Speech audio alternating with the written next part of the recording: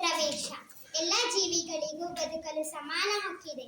ಆದರೆ ಮನುಷ್ಯ ತನ್ನ ಸ್ವಾರ್ಥ ನಿಮಿತ್ತನಾಗಿ ಅದಕ್ಕೆ ಅವಕಾಶ ನೀಡುತ್ತಿಲ್ಲ. ಕೆಲವೊಮ್ಮೆ ಆತ ತನ್ನ ಶಾಂತಿ ನೆಮ್ಮದಿಗಳಿಗಾಗಿ ತಾನೇ ಅಡ್ಡಿಯಾಗುತ್ತಾನೆ. ಮನುಷ್ಯ ಮಾಡುತ್ತಿರುವ ಸಾಧುಮಲ್ಲದ ಕಾರ್ಯಗಳು ಪ್ರಾಣಿಗಳ ಮೂಲಕ ಹೇಳಿಸಿ ಆ ಮೂಲಕ ಆತನನ್ನು ಯೋಚನೆಗೆ ಹಚ್ಚುವುದು ಇಲ್ಲಿನ ಆಶಯವಾಗಿದೆ. ಒಂದಾನೊಂದು ಕಾಡು. ಅಲ್ಲಿ ಬಗೆ ಬಗೆಯ ಪ್ರಾಣಿಗಳು ವಾಸವಾಗಿದ್ದವು. ಆನೆಯು ಆ ಕಾಡಿನ ಅಧಿಪತಿಯಾಗಿತ್ತು. ಅದು ಆಗಾಗ ಸಭೆ ಕರೆದು ಅವುಗಳ ಕ್ಷೇಮ ಸಮಾಚಾರವನ್ನು ವಿಚಾರಿಸುತ್ತಿತ್ತು. ನಾನು ಹೆತ್ತು ನಮ್ಮನ್ನು ಹೆಚ್ಚು ಹೆಚ್ಚು ದುಡಿಸಿಕೊಳ್ಳುತ್ತೀರಿ, ಕಡಿಮೆ ಆಹಾರ ನೀಡುತ್ತೀರಿ, ನಮ್ಮ ಸೇವೆ ಬೇಕು, ನಾವು ಮಾತ್ರ ಬೇಡ ಅಲ್ಲವೇ? ನಮ್ಮ ಸೇವೆಯನ್ನು ಮರೆಯದಿರಿ, ದಯೆ ಇರಲಿ ಸಕಲ ಪ್ರಾಣಿಗಳಲ್ಲಿ. ನಾನು ಜಿಂಕೆ, ನಮ್ಮ ಬದುಕಿನ ಆಧಾರ ತಾಣ ಕಾಡು, ಅದನ್ನು ನಾಶ ಮಾಡುತ್ತೀರಿ. ನಮಗೆ ತಿನ್ನಲು ಹುಲ್ಲಿಲ್ಲ, ಮಲಗಲು ಮರದ ನೆರಳಿಲ್ಲ. ಕಾಡು ನಿಮಗೂ ಬೇಕು, ನಮಗೂ ಬೇಕು, ನಮ್ಮನ್ನು ಉಳಿಸಿರಿ, ನಿಮ್ಮಲ್ಲಿ.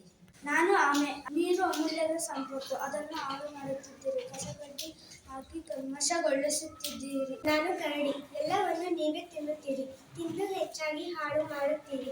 ನಮ್ಮ ಹೊಟ್ಟೆ ಹಸಿವಿನ ಬಗ್ಗೆ ನೀವೇನು ಗಮನಿಸುವುದಿಲ್ಲ, ನಮಗೇನು ಉಳಿಸುವುದಿಲ್ಲ. ನೀವು ತಿನ್ನಿ, ನಮ್ಮನ್ನು ತಿನ್ನಲು ಬಿಡಿ.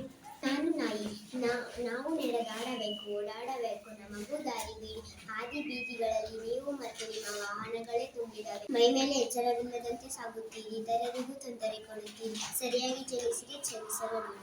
ನಾನು ಮಂಗ, ನಮಗೂ ಶಾಂತಿ ನೆಮ್ಮದಿ ಬೇಕು. ನೋವಿನಲ್ಲೂ ನಲಿವಿನಲ್ಲೂ ಪಟಾಕಿ ಸಿಡಿಸುತ್ತೀರಿ, ನಮ್ಮನ್ನು ಓಡಿಸಲು ಮದ್ದು ಗುಂಡುಗಳನ್ನು ಹಾರಿಸುತ್ತೀರಿ.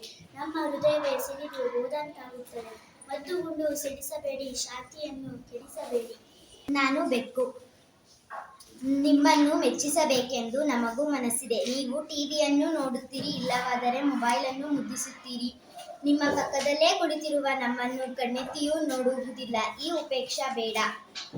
ನಾವು ನಿಮ್ಮೊಂದಿಗಿದ್ದೇವೆ, ನಮ್ಮನ್ನು ಮುದ್ದಿಸಿರಿ. ನಾನು ಎರೆಹುಳು, ನಾನು ರೈತನಿಗೂ ಹಾಗೂ ನಿಮಗೂ ಮಿತ್ರರು. ಬೇಗ ಬೆಳೆ ಬೆಳೆಯಲು ವಿಷದ ಗೊಬ್ಬರ ಹಾಕುತ್ತೀರಿ, ತರತರ ಔಷಧಿ ಚುಮುಕುತ್ತೀರಿ.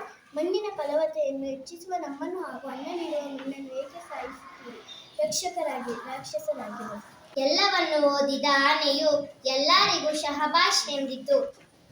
ಚೆನ್ನಾಗಿ ಬರೆದಿದ್ದೇನೆ, ಸ್ವಲ್ಪ ಖಾರವಾಯಿತಲ್ಲವೇ? ಎಲ್ಲ ಮನುಷ್ಯರು ಕೆಟ್ಟವರಲ್ಲ. ಎಲ್ಲರ ಕುರಿತಾಗಿಯೂ ಈ ರೀತಿಯ ಆಕ್ರೋಶ ಸಲ್ಲದು. ಇರಲಿ, ಇವುಗಳನ್ನು ಇನ್ನೊಮ್ಮೆ ಪರಿಶೀಲಿಸಿ ಚರ್ಚಿಸೋಣ. ಈ ಫಲಕಗಳನ್ನು ಕಾಡಿನಂಚಿನ ರಸ್ತೆಯ ಬದಿಯಲ್ಲಿ ಪ್ರದರ್ಶಿಸೋಣ. ಎಲ್ಲರೂ ಮೊದಲು ಊಟ ಮಾಡೋಣ, ಭೋಜನ ಶಾಲೆಗೆ ನಡೆಯಿರಿ ಎಂದು ಹೇಳಿದ ಅಧಿಪತಿ ಆ ಕಡೆಗೆ ಹೆಜ್ಜೆ ಹಾಕಿತು. ವಂದನೆಗಳು.